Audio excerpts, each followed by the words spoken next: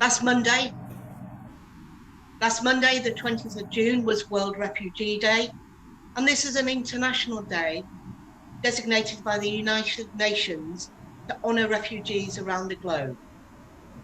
It celebrates the strength and courage of people who've been forced to flee their homes to escape conflict or persecution. And World Refugee Day is an occasion to build empathy and understanding for their plight and to recognise their resilience in rebuilding their lives. It reminds us that whoever they are, people forced to flee should be treated with dignity, should be welcomed, and they have the right to be protected.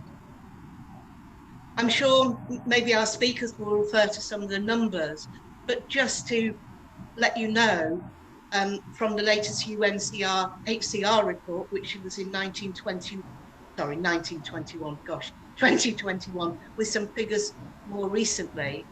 At the end of 2021, there were 90 million people who were forcibly displaced worldwide. And this was double the number from 2011. And the primary reason why people are being displaced is armed conflict, violence, disaster, especially weather-related. 83% of displaced people are in low and middle income countries. For example, Turkey hosts 3.8 million refugees, Colombia 1.8 million refugees. 69% of refugees come from just 5 countries. Syria, 6.8 million, Venezuela, 4.6 million, Afghanistan, 2.7 million, South Sudan, 2.4 million, and Myanmar, 1.2 million. These are extraordinary figures by any stretch of the imagination. Children account for 30% of the world's population, but 41% of children are all 41% all forcibly displaced people are children.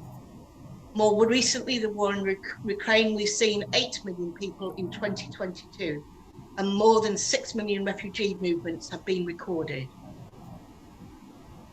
So I'm very delighted to welcome our keynote speakers, Timo, George, and Dina. I'm going to start by asking Timo, who works at the Frankfurt University Applied Sciences, to talk about migration law, bringing together very much aspects of law, human rights, and social work. Timo, it would be great if you would introduce yourself and say a little bit about you, and then over to you. Thank you, Janet, very much, and thank you for having the opportunity to be here. Yeah, as you said, I'm teaching law for social work in Frankfurt am Main, at the Frankfurt University of Applied Science, and my specialization is migration law. Also with a link to what is, I think, is necessary to international law and to European law. I'm also very interested in writing about a lot about the border regime, the European border regime, and the European Border Agency called Frontex. And but I'm also interested in law and media and stuff like that, and certainly the links between politics, law, and social work, which is my topic, because I'm working at the Department for Social Work and Health in Frankfurt. Yeah, that's for the background.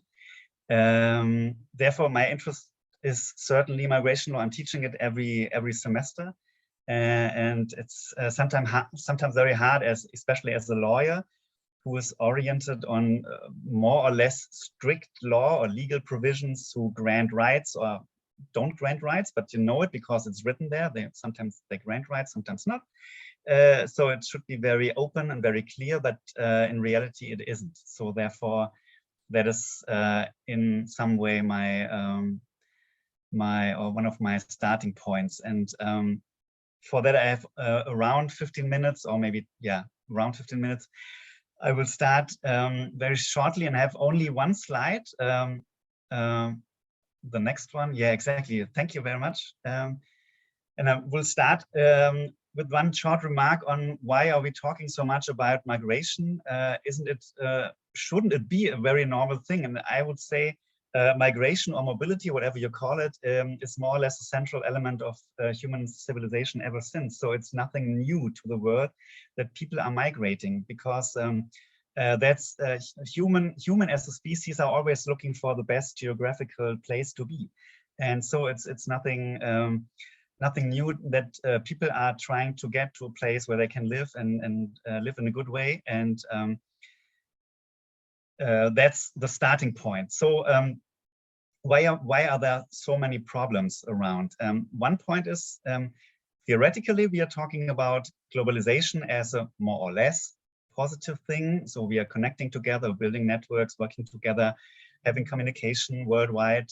Certainly there are very much negative effects on the other side. I don't want to neglect them, but there's more or less from the university side and from the social side, very positive connotation to globalization. At the same time, we have so many travel restrictions, not only regarding COVID, certainly that was a very bad time for traveling, but nevertheless, also before and also afterwards, we will have a lot of travel restrictions. And why do we have them? And the point is because the world is more or less organized in states, and the states have their territory. They want to exercise power over the territory. And they want to exercise also power at their borders. So they want to decide, states want to decide who is coming in and who gets, sometimes also who gets out, but especially who's coming in and who's living there and why. So we have a more or less very strict border regime to protect the state, it's always said. So yeah, we can maybe question if that is really the case of protection, or if there are other reasons behind. Maybe it's more economic reasons, like in the German law, it's also stated migration as well. Migrants are welcome when they work properly and pay their duties, etc., and bring in some money to the state. So that's one side. But certainly we are talking about refugees and not migration in general. So one topic could be what is the correct vocabulary, and there certainly I think we can discuss if free migration, free movement is something different than forced migration. That is clear, but migration could be the top of the maybe could be the top of the vocabulary, and then we have working migrants, work migrants, and then refugees or not. But I think that's not so much important at that point of the day. Regarding the refugee situation around the world, Janet thankfully said a lot. I mean, the data is now, I think, mixed up in 2022 because due to the war from Russia against Ukraine, there are, I think, more than 3 or maybe about 4 million or 3.5 million refugees from Ukraine now in Poland.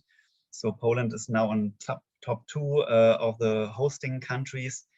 But I think that's only data. It's about the people they are counting. I think they are every single one of them are counting. But I think the general data would now say that it's maybe around 100 million people around fleeing from certain conditions. Maybe could say that. So we have the states who want to control, we have the states who want to restrict, or maybe also let people in who are welcome in a way because they add to the economic value of the state. From the legal perspective, certainly all is regulated, more or less strictly regulated. I would focus a bit more the next minutes on the European Union, but not neglecting the international side, certainly. But I think the European Union is a good example how refugee politics can be really bad, by at the same time be hold up solidarity against people. So first of all, the legal matrix of the United Nations, the Geneva Convention, is very clear, which defines a refugee very clearly. The European Union also brought that in their legal context and regulations and said nearly more or less the same according who is a refugee. And also in Germany, so that's my personal perspective because I live here and teach here. Also in Germany, we have more or less the same definition. These are people who are fleeing from their home country because of a well-founded fear of being persecuted for reasons of, I read it directly from the Geneva Convention, race, religion, nationality, membership of a particular social group or political opinion, and who are outside of their country or cannot get any safety in their country.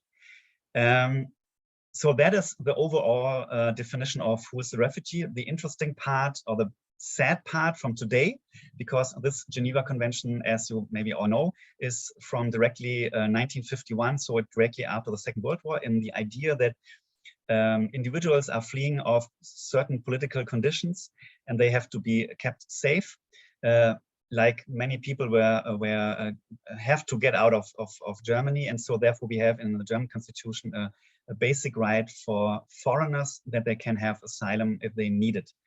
Certainly there are problems in defining who needs it and who not, but that's another problem.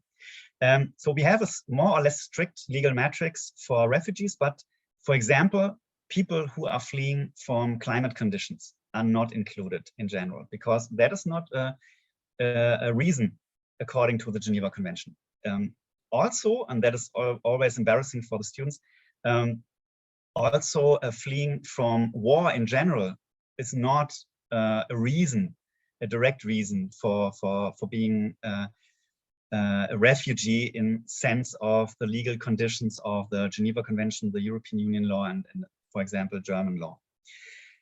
But there are a lot of possibilities to help people, to give people safety, because in a way, it's the political way of interpreting how a reason of being persecuted or having the fear of being persecuted because you are a member of a particular social group, or you are a member with a specific political opinion. So you are in the opposition, for example. And when you flee around a conflict, around a war from a state to another, then you can interpret it and say, yeah, okay, that individual would be, apart from that war, persecuted. So therefore you can give him or her safety. But that's also a political decision, and therefore the law is not that strict as it should maybe be. So that's also sometimes a problem in classes about migration law, because you tell the students on one side we have strict conditions, but on the other side it's open up to a discussion within the state and the political stakeholders.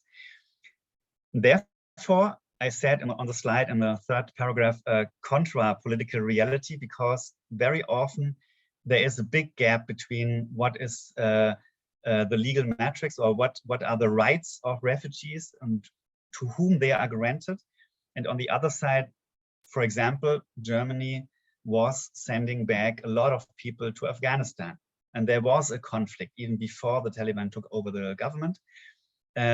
Nevertheless, they sent people back in unstable and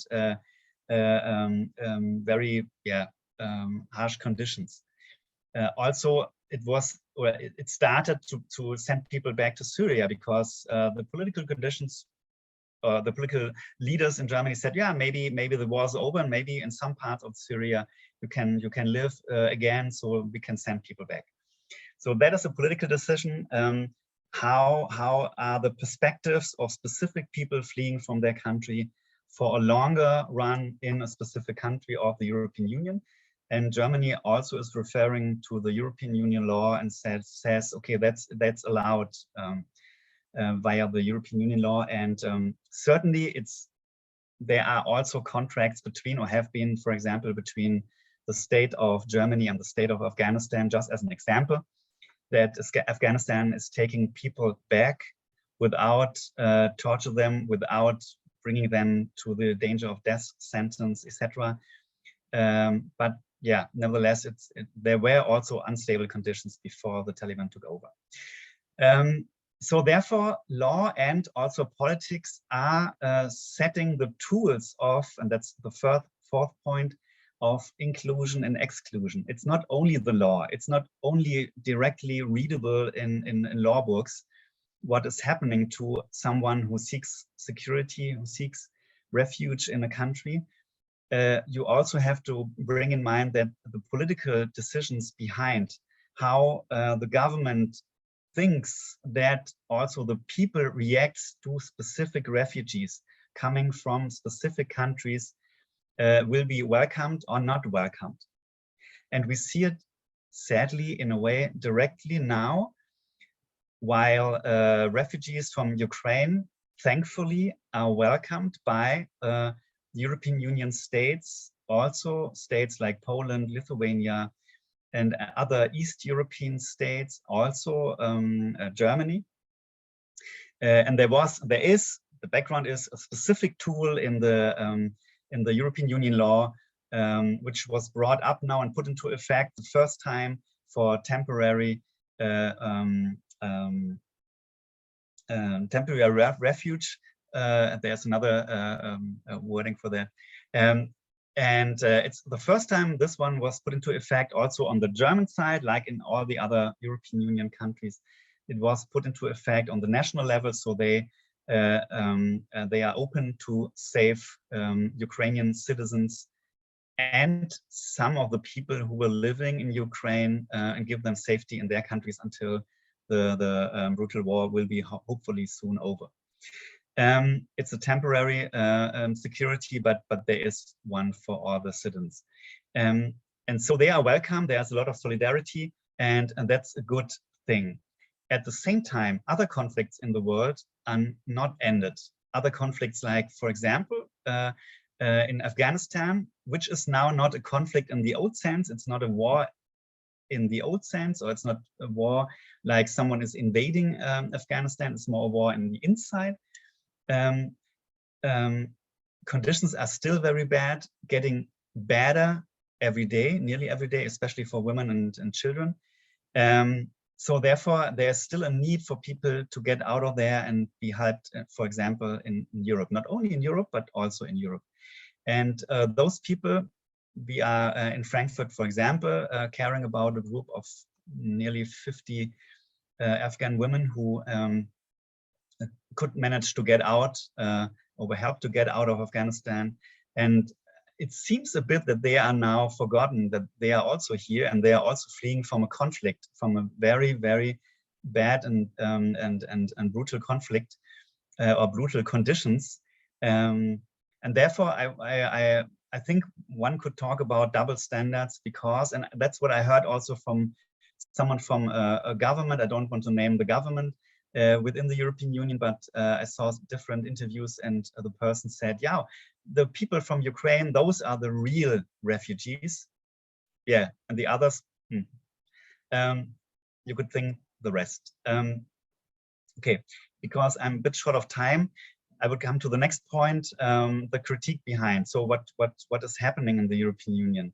And why is there a lot of critique against the European Union, also within the European Union? While we have a lot of standards securing people coming out of the Geneva Charter for Refugees, being included in the European Union law, also being included into the national law of all the EU member states, but in a specific sense, and sadly this week it was talked about in that way again, migration in general, and especially certainly refugees incoming into the European Union are seen as a security threat. And that was this week also an outcome of the horrible things happening in Melilla, a small exclave in Morocco, which is belonging to Spain. And for years and years and years and years, people are waiting, coming from different African countries to try to get over those. I think there are at least 4 fences with everything securing security guards behind from the Morocco side, and also security guards from the Spanish side. And this week we had some more refugees trying to get over the fence, and there are dozens of dead people as an outcome, and that's horrible. But the reaction was to say, now we have to, from the Prime Minister of Spain, to say, okay, now we have to bring in NATO because now it's a security threat on this level. And that is, to be honest, very strange to see this as more or less the same security threat like the invasion of Russia into Ukraine. I just want to let it stay like that. But those conditions in Melilla, they are not new. But horrible was that there's so many dead people. But there always have to be. There were dead people even before those things happening this week. So migration as a security threat. What is the European Union doing about that? Certainly there are high standards of helping people, and I don't want to neglect that. A lot of people, a lot of refugees find shelter in the European Union or some of the European Union countries. But one of the main goals of the European Union, and you can read it in more or less every paper, is to reduce the number of incoming refugees. And so there are different strategies how to get to that main goal. Some of these ideas are like bringing on or directly suspending refugee law, which, for example, happened in Greece. And that's not, I think, only a fault of Greece. It's a fault of the European Union, because the European Union in general didn't help Greece on their external borders, because the European Union is responsible for the management of the external borders, also together with the member states. And Greece is only one state, and you cannot give all the responsibility to one state when the European Union sets the standards. So therefore, I think, like also before in Italy, like also in Spain, sometimes they are left alone a bit and from the European Union. But bad things were happening at that border between Greece and Turkey, and Greece for 1 month and even more for a longer period, they were suspending refugee law. And also one of the, I don't know if you could say that it's a direct way of making politics, but deterrence is one of the factors which is there. So in Poland, for example, but sadly, like I read yesterday in Lithuania, a country I like very much because I was teaching there and going there very often, very lovely people in general. But Amnesty issued a survey and saying that there are horrible conditions for refugees which do not come out of Ukraine, which come out of other countries. And that should not happen. And there are other examples for that. I cannot mention them all. I put some of them on the slide. And another tactic from the European Union is to say we externalize refugee law and refugee politics to other partners, to our neighboring countries, to our friends, to our ring of friends around the European Union. One example is the EU-Turkey deal. I don't know if it's still alive, but Turkey was responsible for holding back, for especially Syrian refugees for coming into the European Union. There was a contract between the EU and Turkey, or yeah, we can discuss it because on the legal side it was a bit problematic. But we have also cooperations between African countries and the European Union regarding mobility. And mobility means more or less not letting people in, not letting people move in favor of the European Union or in direction of the European Union. And the European Union has the standard to say we help, for example, some of the African states in the Sahel zone to have a good governance, to improve their governance skills and practices. And one part of that is to strictly control their borders, and that holds back refugees coming from more southern parts of the more southern African countries. So therefore, it's also some kind of politics for suspending law and externalize what is called refugee law. Only some few examples. We can also talk about Libya and the so-called management of the sea borders.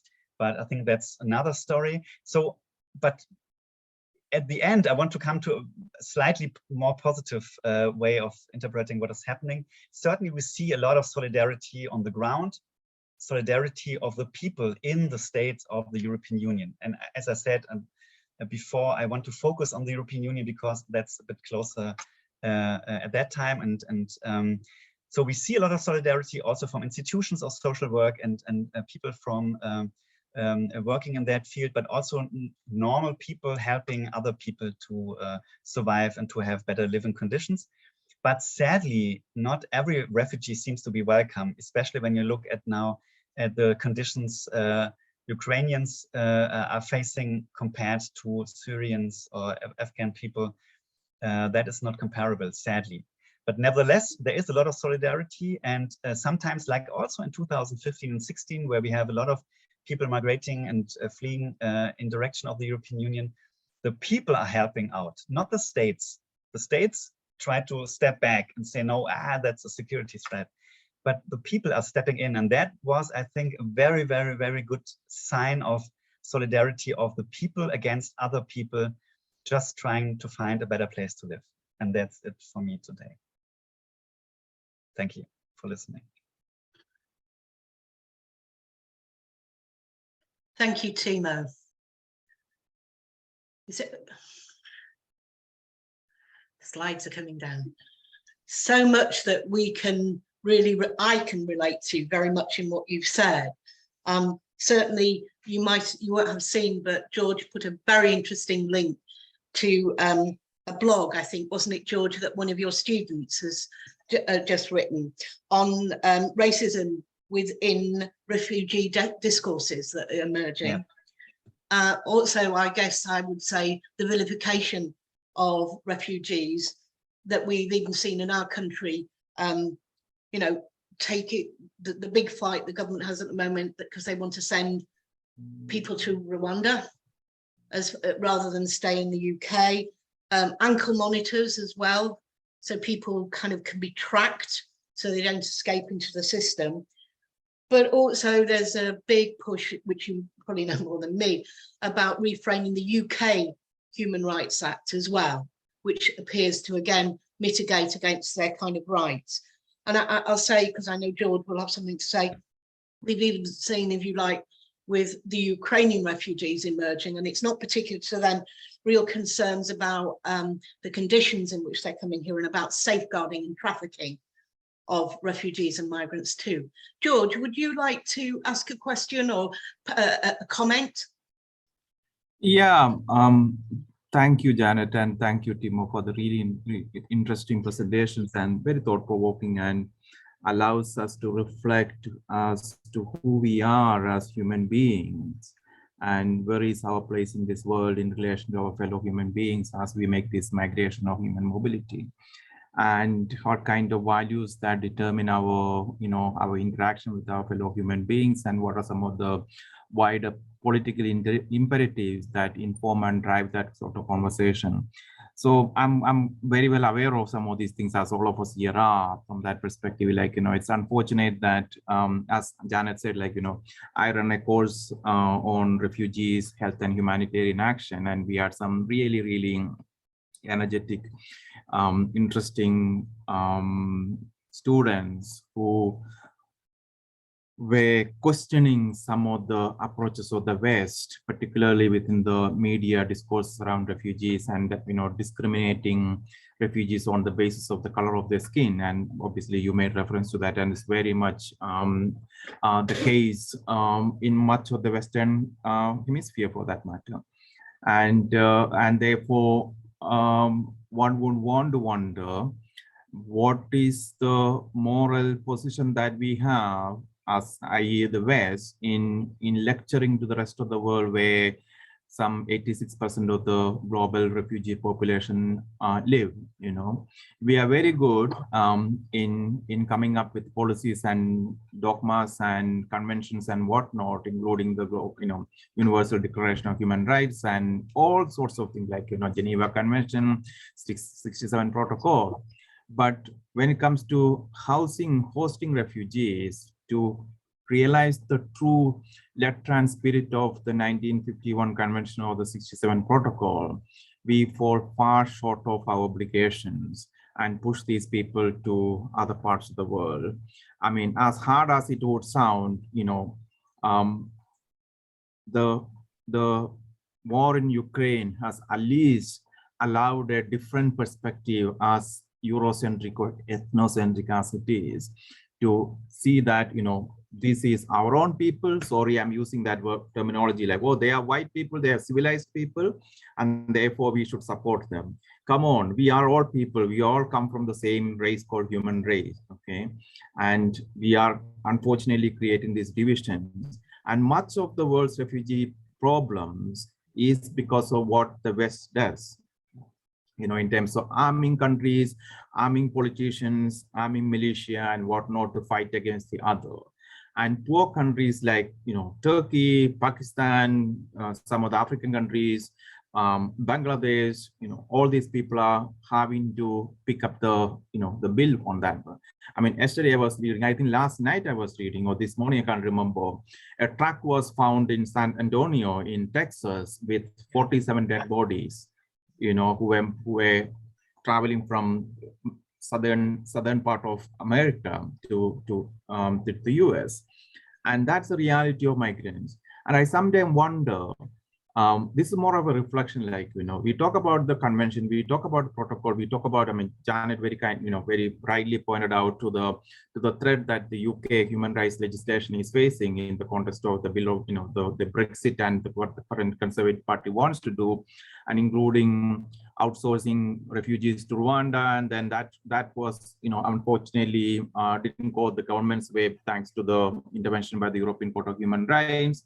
And now they want to put an electronic tag. And that's the reality. That's the absolute reality of our country, okay?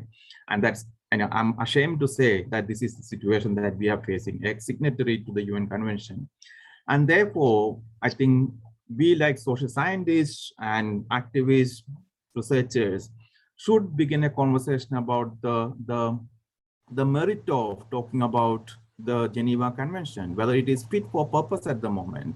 For example, refugees entering or coming to Australia because of environmental problems or climate change are not considered as refugees because they are not featured. Climate change affected refugees are not featured in the Geneva Convention, okay? So I think it is time for us to at least begin a conversation in helping shape the new convention, new protocol, whatever it might be called, and where the West should take a lot of responsibility for first engendering this, you know, forced migration, secondly, forcing them to host some of these or take some of these responsibilities. Thank you, George. Timo, did you want to respond to that in any way? I would underline every word George said, so therefore, thank you very much for that. Yeah, regarding just one remark regarding Ukraine and how we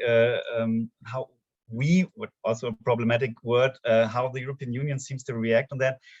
Like you said, George, especially if, when people come out of Ukraine to other countries, flee to other countries, certainly their way of looking is the reference how they are welcomed or not welcomed. Also from German police, border police, also from Poland border police. Just if you have a darker skin, at that moment you will be sorted out and have to live under different conditions. You are only controlled a bit more. That, I think that's enough. Being discriminated against others, and also the legal status of those people can be very bad, especially for those who have studied in the Ukraine. They have not a stable status for safety in other countries. They will be sent back to their home countries, which is for many of them not a very suitable outcome. So therefore, it's very unstable what is happening there. Not everyone who is living and has fleeing from the same war, the same bad conditions, has the same right to safety, and that should not, could not, must not happen. Absolutely, there's clear evidence that Black people and Gypsy Roma travellers, for example, have been treated differently who've come from the Ukraine and in a discriminatory way. Would anybody in the audience like to make a point or ask a question? Not compulsory, but we'd be delighted to hear anything from you.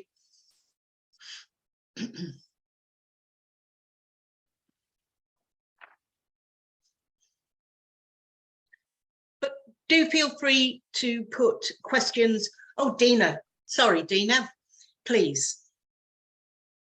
Just a very quick comment.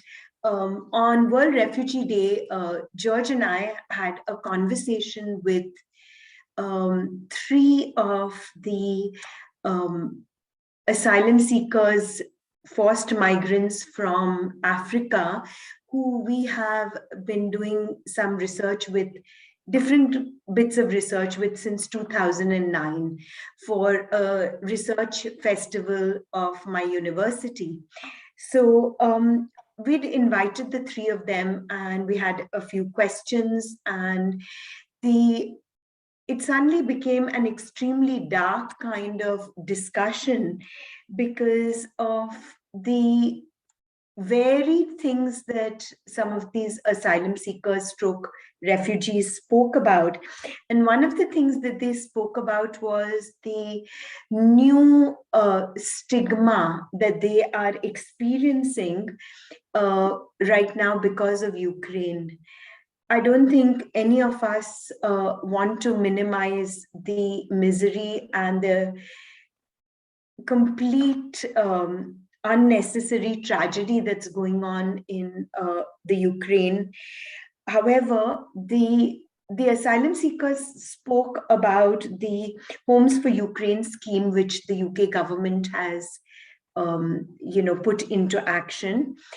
And they spoke about the website, which said that there would be no limit or cap on the sponsorship route. And the fact that tens of thousands of Ukrainians were already in the UK, which is not the case, of course. But this is the government's website. And I then went onto the website to look at it. And they talked about the huge humanitarian crisis. So these individuals were saying to us how they have on the street been stopped and told, when are you leaving for Rwanda? Are you not being sent to Rwanda? And they spoke about the fact that some of them have lived in this country for 22 years in limbo. And they said, come the summer and we sleep on, under the pelmets of people's roofs. We sleep in bus shelters. And one of the women talked about the absolute trauma of sleeping in bus shelters. And she said, did we not go through a humanitarian crisis in Zimbabwe? Did we not, are we not part of a human crisis? Why is it that the government cannot even give us a room in a hostel once our cases are not being looked at? So yeah, it's just all of it. It's such a complex, tenuous situation, and just it just goes from one level or depth of vulnerability to another deeper depth of vulnerability. Absolutely. George, did you want to add to that? And then we'll move on to your presentation, if that's okay. Very, very quickly. And I think when HIV arrived on the world scene, there was a great degree of doom and gloom. And obviously the level of stigma attached to HIV and AIDS was very palpable. And the same stigma is attached to refugees as well. But I think the experiences of refugees, as well as those who lived with HIV and continue to live with HIV, in some respects could be compared to, critical issues in life and how that, alienates and discriminates and marginalizes people. But over time, something that has happened to the world of HIV is that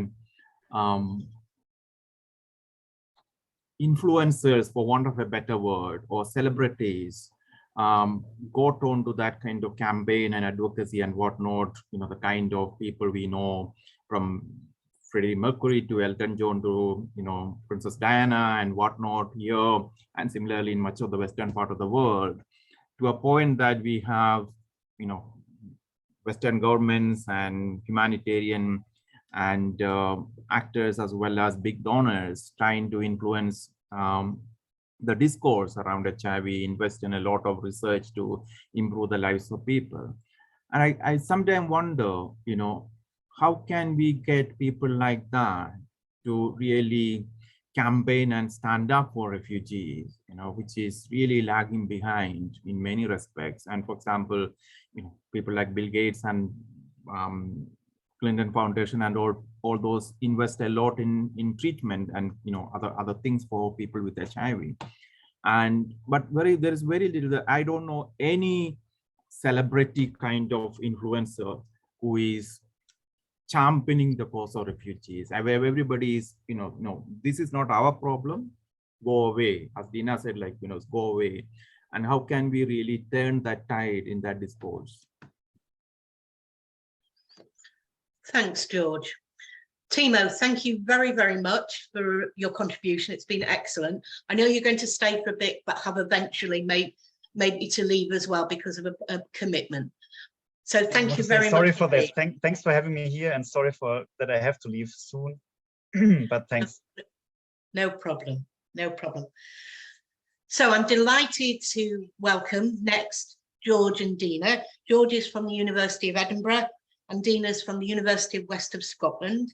I'm sure they'll tell you a little bit about their backgrounds and how they arrived at doing a particular piece of research which they're going to talk about, which involves their experiences, the experiences of women really, particularly in Uganda and Jordan. So if you wouldn't mind putting up the slides, please. Dina, you want to do it or you want me to share? You are muted. Could you please share the slides? Oh, we put them up. We put them up for you. So just tell us when you. Yeah, that's ready. Just put it up, and if you can go into slideshow, that would be helpful.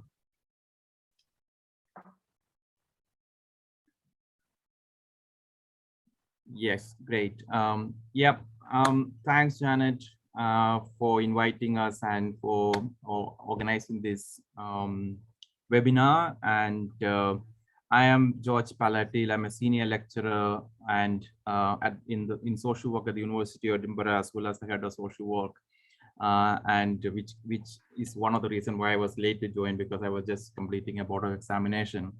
And in terms of my background, I'm a trained qualified social worker, originally from India, as Janet was saying earlier. Has been in this country for the last nearly 23 to 24 years now. Came to do my PhD, which was around HIV, and then progressed to working and researching with refugees, both in Scotland as well as in the global south, Jordan, Uganda, and Bangladesh.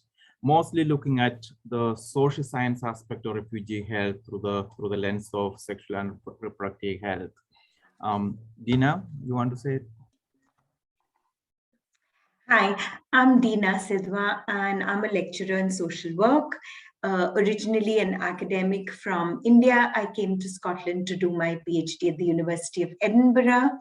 And like George and I have done a double act on several occasions. We've been researching asylum seekers who were HIV positive, and looking in the context of Scotland, and we've continued to do various bits of research with these asylum seekers.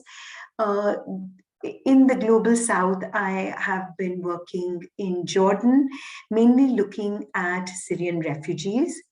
Today, our presentation on precarity, risk, and lack of protection are an antithesis, if you like, in relation to the topic of the right to safety. George is going to first talk to you about the elements of how women, particularly in the area of sexual and reproductive health, with special focus on Ugandan refugee women, experience this pervasive sense of uncertainty, of lack of protection, of a continued risk, simply because of their experiences of sexual and reproductive health, or SRH as we're going to call it. And I'll then talk about gender-based violence in relation to Syrian refugees in Jordan. Thanks. Over to you, George. Thank you. If you can move to the next slide, please. Thanks. Refugees is a global phenomenon. I think we all, Timo as well as Janet in the introduction and keynote, talked about refugees being a global phenomenon, and it's one of the most defining global issues of the current century. And the data that we are provided is slightly dated now, and I was talking to UNHCR people for the World Refugee Day as late as last week, and it has now come to 100 million, which is not really reflected in the evidence provided on the website, but apparently with the refugee population coming from the Ukraine context, it has gone up. And basically you can see one person is forcibly displaced every 2 seconds as a result of conflict or persecution, and that's some staggering number, and some of the pictures we show here relates to the lived experience or living experiences of refugees, either within the South American context or Mediterranean context. And the little baby washed ashore on the Mediterranean Sea shore is something that really moved the UK government when UK government was saying nothing doing when the Syrian refugees started coming to Europe and UK. That particular unfortunate, death of this little baby moved the previous Cameroon government to move into allowing some refugees come to the UK. Having said that, I think it was some 20,000 refugees over a 5-year period to be relocated to the UK, but I don't think we have reached anyway that number. So refugees is a global phenomenon, and sad to say this is going to be here, this is going to stay as long as we are going to be in this world as a human race, and thanks to some of the geopolitical tensions and political imperatives that is driven by all of us. Thank you. Can we move to the next slide, please?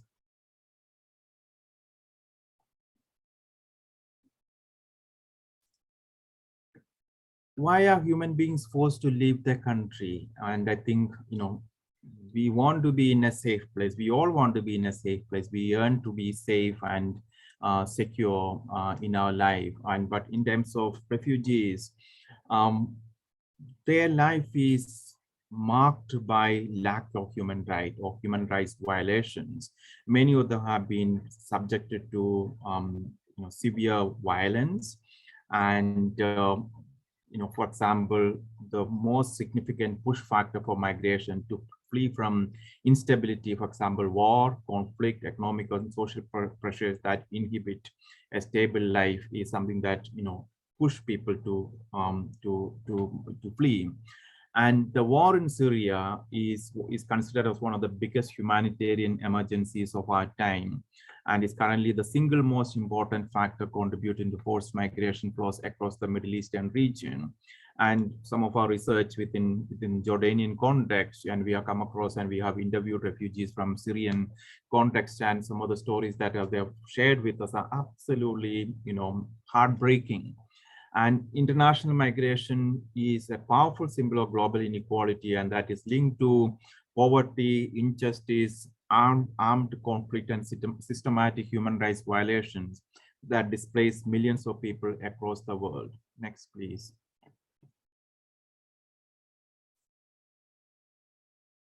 So against this backdrop, I was involved in a piece of research that explored the sexual and reproductive health needs and services of refugee women and girls in Uganda, trying to understand what are some of the contexts in which refugees find themselves in urban centers in Uganda, particularly Kampala, what are their needs, what are the services available, how that services are meeting the needs of refugees who have unfortunately, one, come to Uganda. Secondly, when they come to Uganda, like any other country, they are processed through the immigration system or refugee resettlement system. And then they are housed in camps. In Uganda, it's called settlements.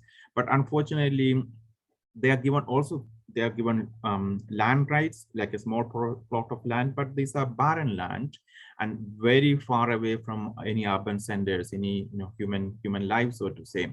And many of the youth leave the camp settings in search of some kind of employment, livelihood, and in doing so, they end up in urban centers like Kampala and are engaged in a number of series of risks and other vulnerabilities. So that's what we were trying to look at.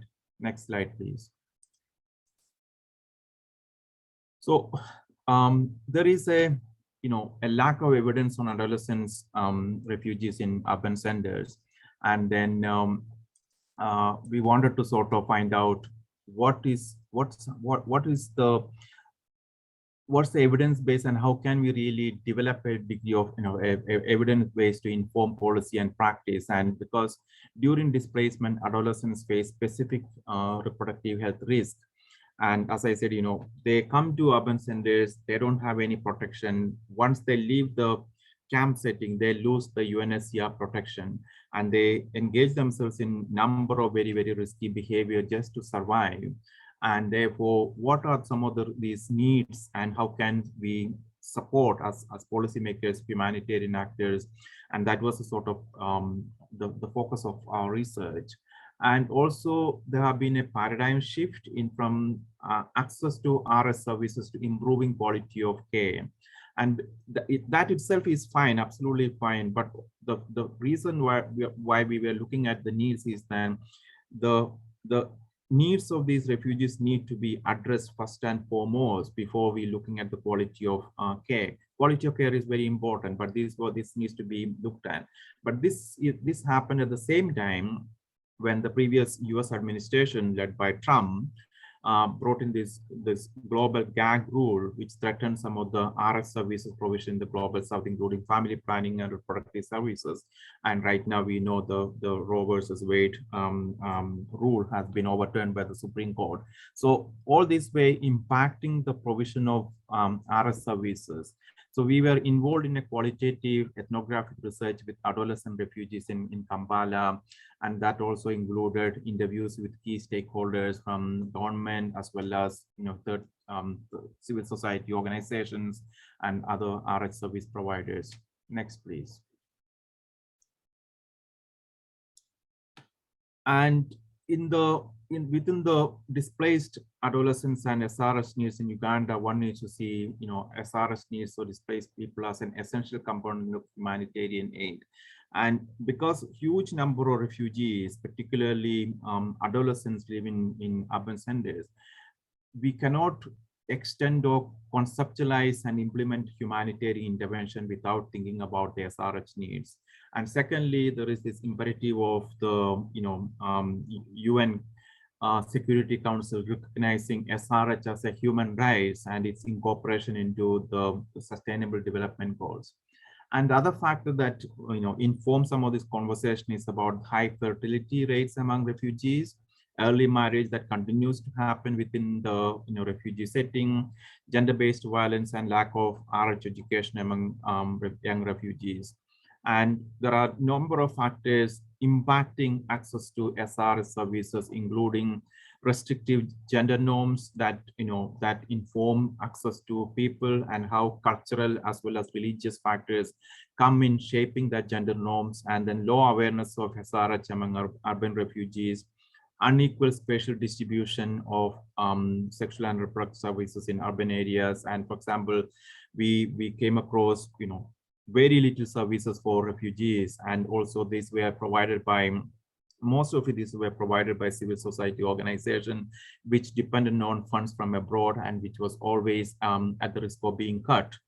And shortage of RH facilities and staff, poverty and other inequalities experienced by young refugees, and a majority of them were experiencing funding cuts. And to highlight one of the third sector organization or civil society organizations that supported us, our study was called Interaid Uganda, and it's a very well established humanitarian partner with the UNHCR. And due to funding cuts, I mean, I was back in Kampala last March or this March, and that civil society organization is no longer in place. So that is a factor that informed and shaped the service provision in relation to SRH. Next slide, please.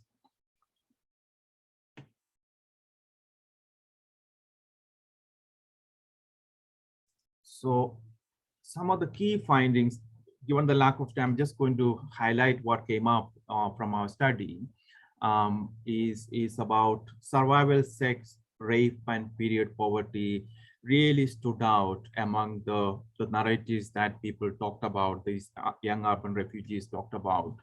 Although they had a high degree of knowledge on RH through schools and NGO campaigns, there was a lot of normalized sexual violence, feeling of insecurity, lack of safety, and unwanted pregnancy, and HIV and other sexually transmitted diseases among this population they were talking about. And wherever they went, day or night, they were at the risk of being experiencing sexual violence. And even to the point that some of the young girls who we interviewed wanted to take up a livelihood or an employment, for example, work to become a salon employee or take up some kind of tailoring job. And in order to get that training, the first step that these young women or young girls were talking about was to sleep with the man who runs that business. So that is the level of risk or vulnerabilities that these young refugees were facing. Unfortunately, what we talked about earlier, both host and refugee communities face similar livelihood challenges, because you have to see, Uganda as a poor country, and despite being a poor country, they opened up their doors to refugees, unlike the West, which are deemed as high-income countries. And lot of facilities that I went to, including both government as well as civil society organization, faced stock shortages. And there was also competition from traditional healers providing potions and magics and other things, like trying to help people. But unfortunately, that wasn't the right way of supporting SRH needs. Many people faced language barriers, although majority of them spoke Arabic or English. There were other refugees who couldn't, and those people who spoke Arabic were unable to communicate with the local providers or humanitarian actors who spoke English. And then mismatched awareness raising campaign. There was continuing to be campaigns based on abstinence, which was unfortunately, what constructed around faith and religion and all those things. Something that we came across from interviewing the refugees, young refugees, is the histories of trauma, and that is intergenerational trauma from parents who have run away from neighboring countries due to violence and human rights violations and other persecution, to young refugees experiencing the trauma. So the histories of trauma and people within a household, no matter what the age group, were all experiencing different kinds of trauma. And continuing to experience that degree of trauma was something that we came across, that sense of from vulnerability to vulnerability. Economic pressures continued to impact on people's life. Many of them didn't have jobs. They were working in the streets selling knickknacks, and mother as main breadwinner. And many of the adolescents were working in the informal economy, trying to basically survive. For example, just to give a stark contrast is that, as part of our research, we were giving £10 to support them with a, daily loss of daily wage or travel and things like that. Now, if they worked in the sex industry, they were getting 20,000 Ugandan shilling. And this £10 meant that they were getting about 47 to 48,000 Ugandan shillings. So that's the difference between what they are trying to earn working in this, very, very risky context. So these were the key findings. And if I may go to the next slide, trying to sort of synthesize the findings, what we came across was these continued gaps in RS services outside camps, and multiple risk. Adolescents faced multiple risks, which included lack of access to education and a lot of socio-economic and legal insecurities in the host countries or host communities, even where when girls were subjected to violence and sexual violence and rape or whatever, whenever they wanted to make a complaint or report to the authorities, they were making fun of them and they didn't feel validated, and therefore they felt, what's the point in going to authorities as well? So even after providing that kind of refuge, there is very little appreciation within the legal context, and then lack of dignified employment. And education, again, was a major issue. Up to primary education, they were free, but beyond that, it wasn't free. And if they don't come with the fee, the school teacher will basically beat them out of the class, is what the refugees talked about. No protection by local police forces, as I said, many times they were made fun of or ridiculed and sent away. Documentation issues was a major thing that we came across, and particularly when refugees leave the camp, they lose the right, and they lose the UNHCR protection and whatnot. And it was very interesting last time in March when I was in Uganda, I was attending a major meeting where the UNHCR country rep was talking about and complaining about refugees leaving the camps. And unfortunately, the local people, as well as people like myself, were talking about, it's easy for us to say, but unfortunately there's very little happening within the camp setting, and therefore what can we do to address those kind of survival issues so that they continue to live, or how do we recognize people who live in urban settings so that they continue to be protected by some of the UN frameworks and other legal system. And many of them talked about just waiting and experiencing boredom, not doing anything whatsoever. And therefore humanitarian reproductive health services are often, embedded into livelihood programs, and that's what some of the programmatic interventions from civil society organizations have been doing, helping refugees to do something with their life, but not always is the case. And whenever there is that link between livelihood approaches as well as linking that to RS services, there was a greater intake of the services. And culture and social class, social stigma around RH knowledge and services continue to shape people's uptake of services. For example, due to lack of space, due to lack of services, sometimes these NGO sectors didn't have enough space for people from different age group to come. And in one day, when there is awareness session happening, you will see parents on one side and children on the other side. Obviously, one would wonder why the hell the other person has come here. It's not for you to be here. And therefore, there is that stigma talked about in accessing services. And quality of care is therefore not very adolescent friendly. Lack of service user feedback, something that we came across. There was not a single agency, both government as well as third sector, had any kind of feedback that shaped and helped improve the services.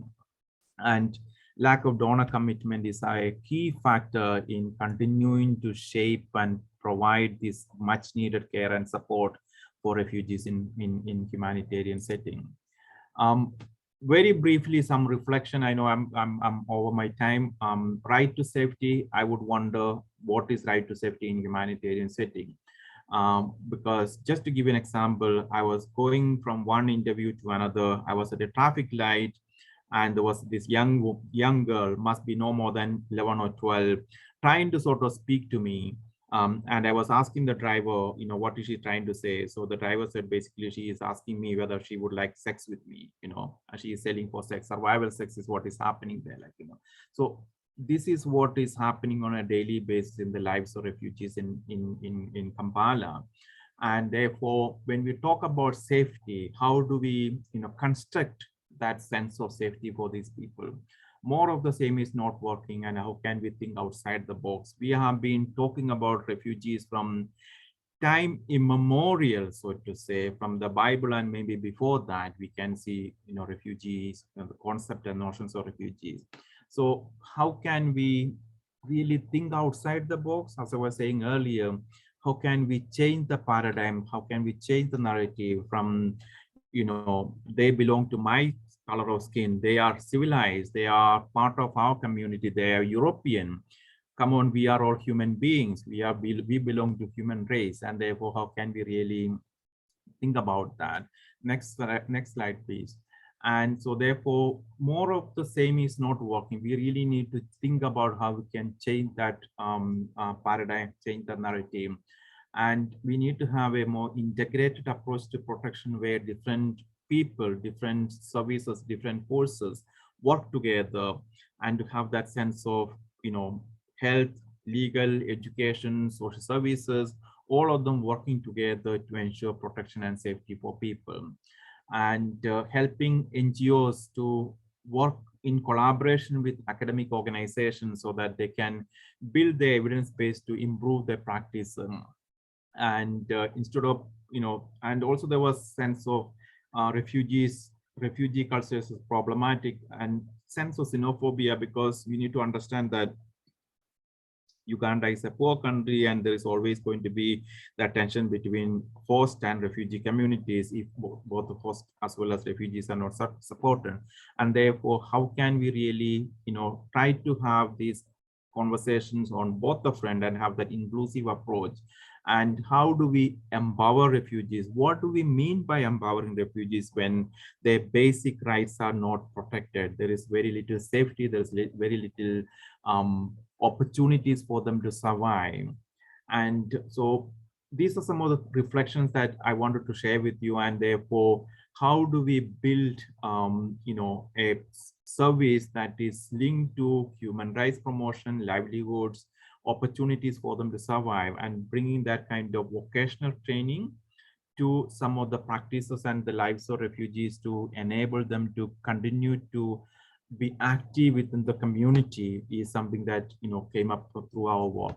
That's a very brief reflection of the study that I did. Thank you. Dina will reflect on the rest of our work in relation to Jordan.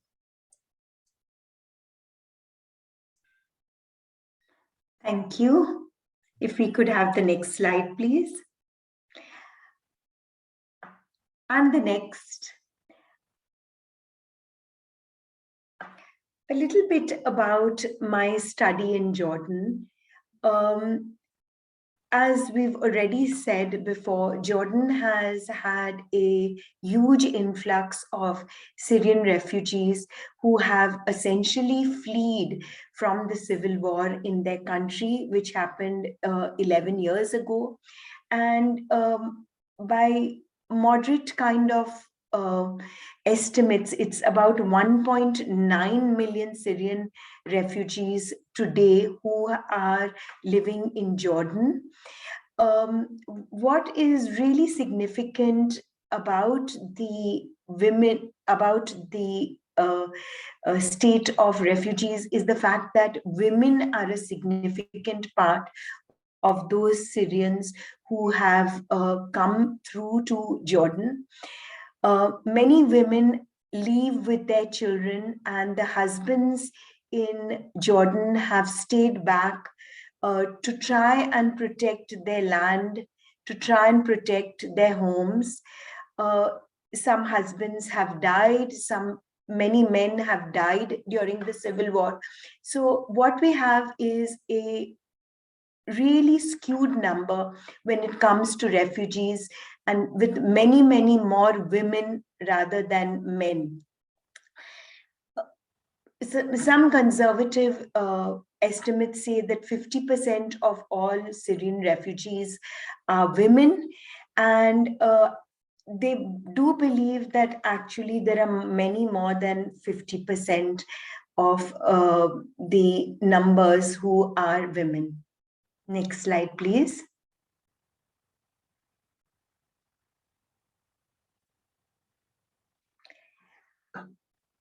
A little bit about my research itself. So this research which was done along with Syrian refugees in Jordan, looked at gender-based violence at the point when the first lockdown happened almost all over the world, starting in March.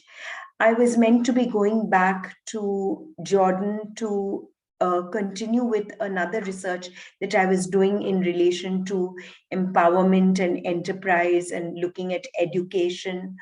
And what seemed to be coming through very clearly, even in the very early days in March, April, were that the NGOs that were barely managing to stay open were getting a lot of women, both from the camps and from civil society, coming in to talk about the problems that they were having. And it became very clear that the women's stories, the women's concerns were all about the exacerbated violence that they were experiencing, basically because they were forced to stay at home with their aggressors. A little bit about prior to the COVID pandemic as well. Could we have the next slide, please? Gender-based violence is a major issue in the Arab world in general. And even 10 years ago, we have research which actually focuses on the exacerbated violence. And essentially, this violence has a lot to do with the socialization process of women in their families, intergenerational acceptance of violence perpetrated by men on women. And there's a high threshold of acceptance, therefore, of violence within the context of the Arab world. However, what we heard from Syrian women is that compared to the Jordanian women, their experiences of violence seem to be at a very, very much higher scale. Obviously, when COVID happened and women were forcibly, made to be at home in a situation where there was very little food, and all the time within the context of the family, with no recourse to going out of the small home that they lived in, this violence became quite disproportionate. So when we talk about the right to safety, as I said in my opening remarks, really what I'm going to be showing you now is how the COVID-19 pandemic impacted on the lives of these 20 women who we researched. May we have the next slide, please? I think we've been saying that quite a lot already, and we all know that the way in which the pandemic has hit communities across the world has been disproportionately problematic for those who experience a whole host of intersectionality of problems: poverty, forced migration, women, asylum seekers, Black women. All these intersectional issues exacerbate vulnerability, and instead of providing any form of safety, actually these women are their very survival comes into question. And the COVID-19 pandemic has, in a sense, it's shown us how these chasms have just become even wider, and how women's safety really is something that needed to be responded to there was a great awareness of it, but how much did it really happen on the ground? How much was it possible to support women whose socioeconomic conditions were really very poor, women who need to resort to the Black economy, who need to, live through survival sex, women who are forced into child marriages even during the COVID-19 pandemic. And I'll just stop for a minute to tell you something about a particular kind of marriage that happens in the Jordanian context, particularly among Syrian refugees. And that is, these are known as temporary marriages, or the al-muttah marriages, which essentially are a euphemism for prostitution, but it allows a family to, it could be a husband, it could be a father, it could be a brother, allows them to have the right to send their daughter, their sister, their wife to get married to a man. Very often men from Saudi Arabia come to Jordan for these mutta marriages. And the marriage could be basically anywhere between 2 hours to even 2 years. And after that, the man can bring the woman back home after divorcing her. And all of this is not frowned upon, because there are religious, priests or mullahs who will actually give a license for this kind of marriage.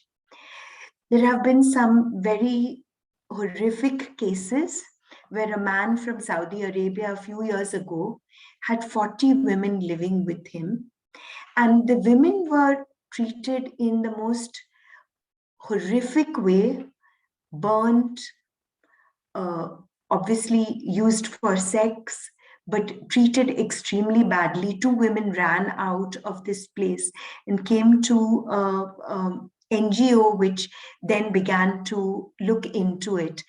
And because of Jordan's close relationship with Saudi Arabia, this man was sent back after paying a huge fine. But he basically went away, and there are 40 women who have gone through, the most horrific kind of slavery, sex slavery that one can imagine. So these are the kind of gender-based violence that one hears of in the context of Syrian refugees. Next slide, please.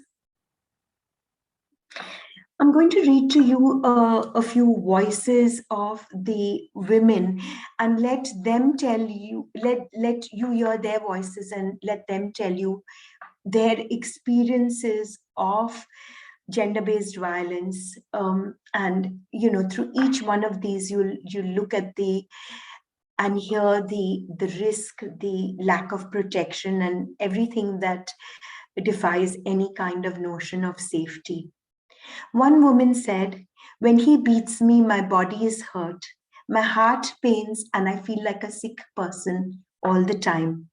Many Syrian women are like me. They're facing so much sickness because of violence. We feel it is a part of our custom that the woman has to be hit and punished. It's like a cultural custom that we must feel sick like this, and we just accept this sickness without going to a doctor or getting any medicine for it.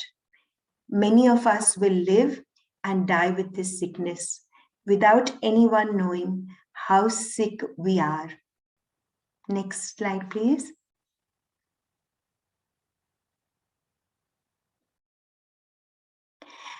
Another woman talked about the constant onslaught of anger. She said, "He gets angry about everything. If I tell him that our child did something wrong, he starts to beat me. If I buy something small for myself, he gets angry and curses. The fear of his anger makes my heart and head pain. I have throbbing and nausea most days because I'm so scared all the time. We see already the huge impact of the gender-based violence on a woman's well-being, psychological, physical, and every aspect of her well-being. Next, please. During the corona, the pressure increased so much on him that he was constantly cursing, angry all the time. And then one day he just beat me so badly. It was so frightening and painful. He beat me so badly, I thought I was going to die. The wounds on my stomach are still very sore after months.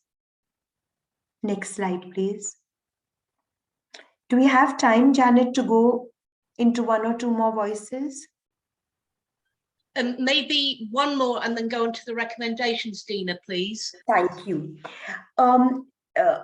One woman said, I didn't go to the hospital, although he beat me until my eye was blue and my bones hurt me from the stick he used to beat me. Women talked about the pipes that they often were beaten with. I stayed sick for 3 days in the bed, but I didn't go to hospital because I married him by choice and I don't want the community to make fun of me. If we could just jump a couple of slides then and go to the closing reflections. As these voices have sadly, eloquently spoken for them, the human suffering caused by gender-based violence is real, it is protracted, it makes vulnerable people even more vulnerable, it affects them profoundly. And as we've already said, the COVID-19 pandemic has only made the lives of many millions of women who are refugees even more difficult at every level, physical, emotional. And it's not only the women who are affected, but even their children. If you could go to the next slide, please.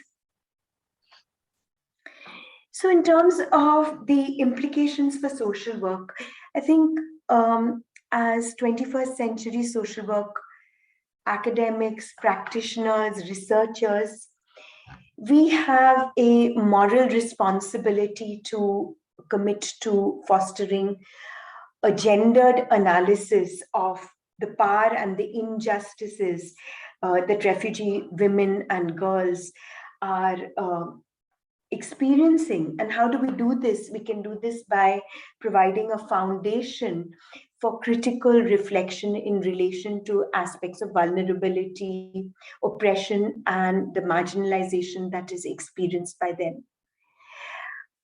I think we also believe that as a profession of social work, we need to engage in various actions that challenge the gender-based violence perpetrated globally by men against women and girls, particularly those living in fragile, protracted crisis, just, as we heard from George as well. Social work has an opportunity and a responsibility to promote gender equality. And how do we do that? We can do that through the empowerment of women and girls in our society. And education and enterprise are two tools that can be used for empowerment.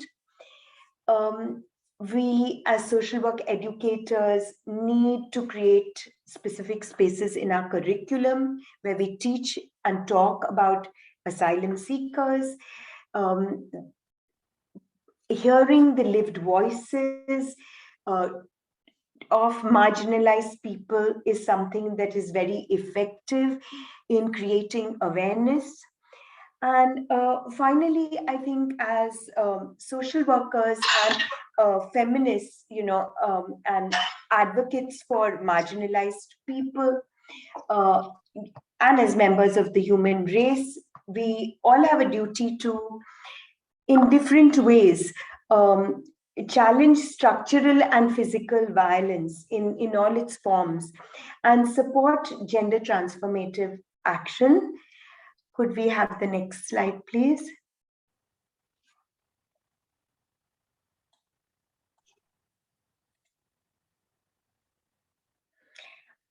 As members of the human race, I guess we all also have a role. We have a duty, particularly in social work, in providing epistemic justice to this very vulnerable group of people. And the voices and experiences of refugee women do need to be prioritized while designing any form of SRH or GBV programs, you know, both in humanitarian settings and across the globe. Thank you. Thank you very much, Dina. Thank you very much, George. Thank you. Really great.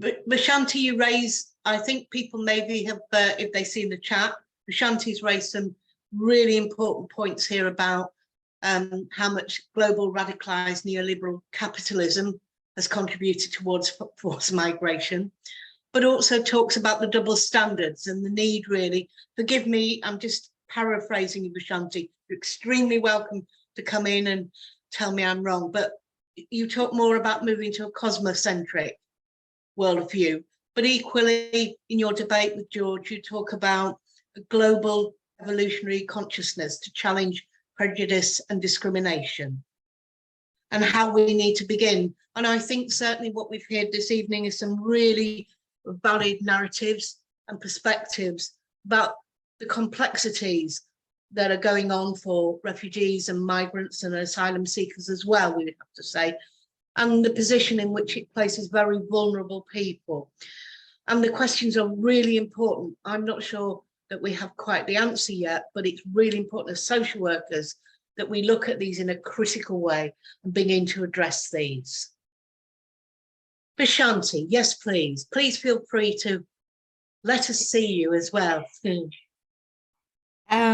Yeah, I put my, okay.